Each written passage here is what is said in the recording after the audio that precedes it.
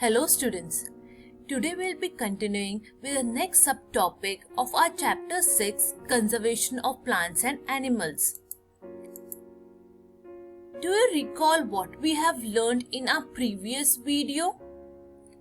We have learned about the loss of biodiversity. We learned basically the reasons for the loss of biodiversity.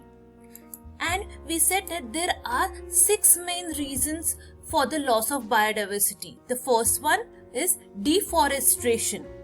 Deforestation is the continual degradation of the forest habitat. Basically, the trees are being cut down to fulfill the requirement of wood for doing urbanization and so on. The next reason which we learned was pollution.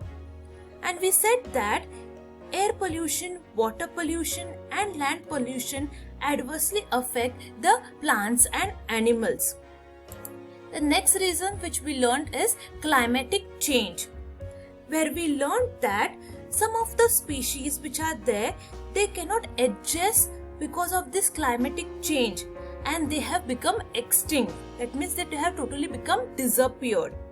The next reason is growth of invasive species, where we learned that when new species are introduced to a new region, they grow and multiply rapidly and thereby they disturb the growth of already existing plants and animals. That means they somewhere stop the growth of the other plants and animals which were already present in that region. The next reason is hunting of animals, where we learned that animals are being illegally hunted for different things like the horns, bones, fur, shells and so on. The last reason, we learned that the natural disaster also affects the growth of the plants and animals.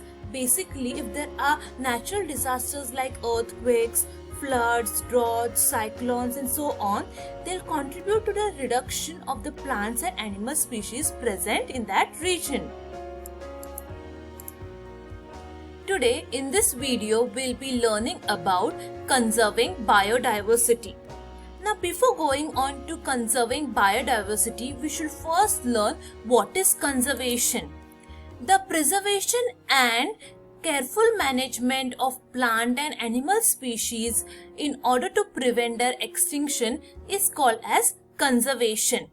Now, there are many of the government and the non-government organizations that promote the conservation at local, national and international levels. Basically, they are constantly organizing awareness programs and issuing rules and regulations to protect the plants and animals.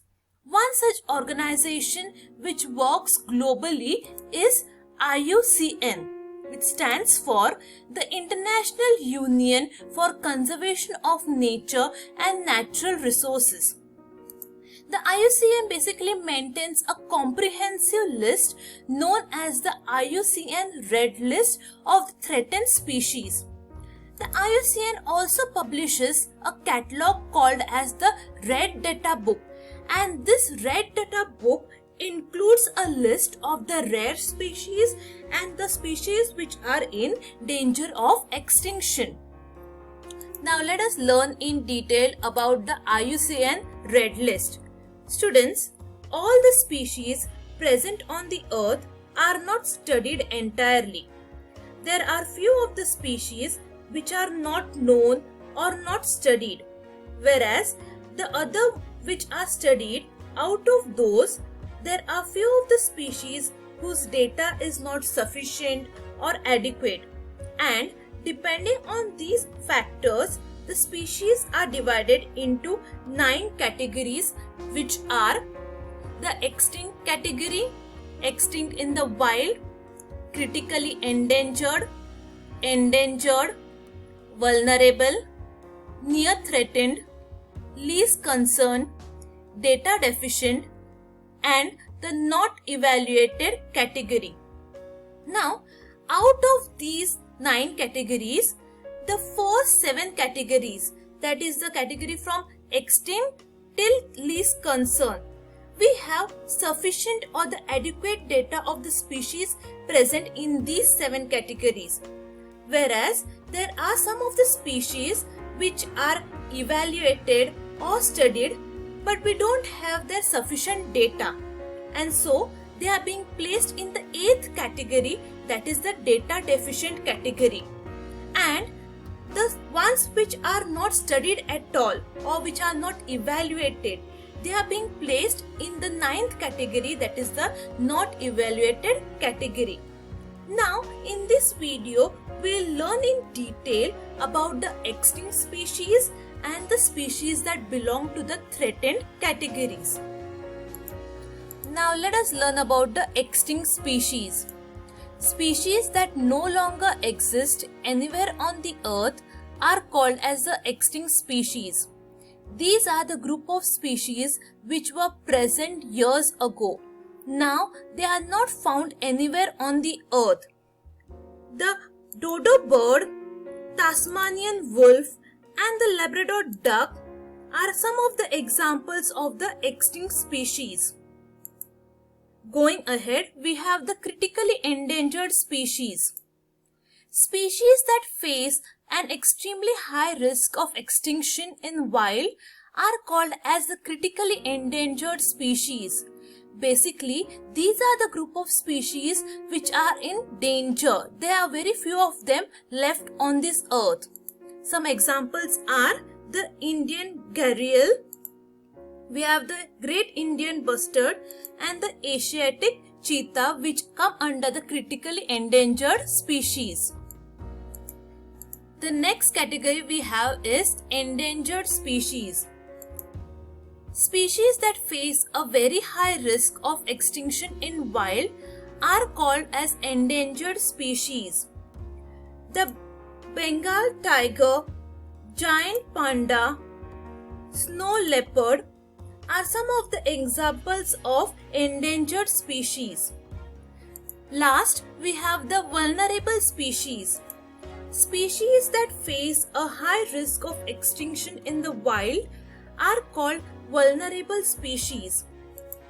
Indian rhino, the mandrill, the Indian bison are some of the examples of the vulnerable species. Now let us learn about NGOs. NGO stands for non-government organizations. Generally, the non-government organizations share the job of conserving the environment with the government. There are some of the NGOs which work separately and they aim at spreading awareness among people.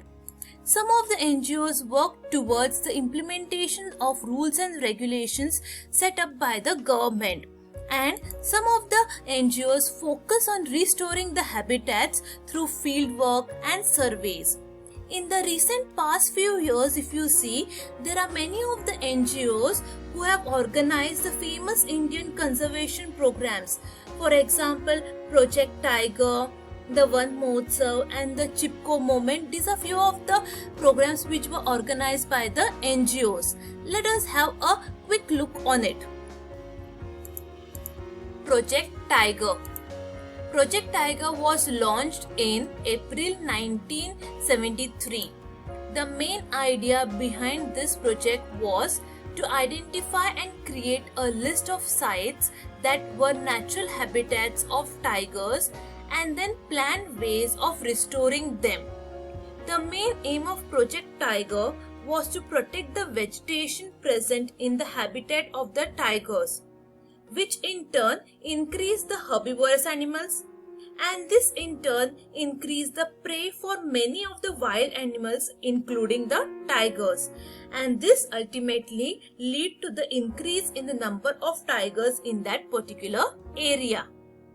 The next is Van Mahotsav. Van Mahotsav was started in the year 1950.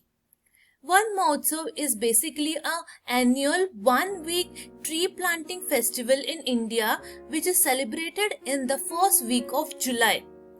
The main aim of Van Mahotsav is to create awareness amongst the people so that they'll learn the importance of trees and they'll start conserving the forest and start planting new trees.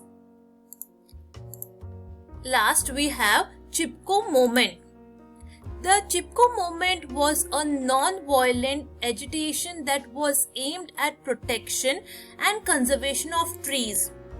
It began in 1970s in Uttarakhand, where the villagers hugged the trees and they prevented the contractors from cutting these trees. And the success of the Chipko movement saved thousands of trees from being felled in the hills. Now let us summarize. In this video, we learned about the conservation of biodiversity. We learned about IUCN and we learned about the 9 categories which were given by the IUCN Red List. Later on, we learned about the 4 important categories given by the Red List, that is the extinct species, critically endangered species, endangered species and the vulnerable species. Later on, we learned about what is NGO and the different programs organized by the NGOs. With this, I hope you'll be able to solve the given assignment. Thank you.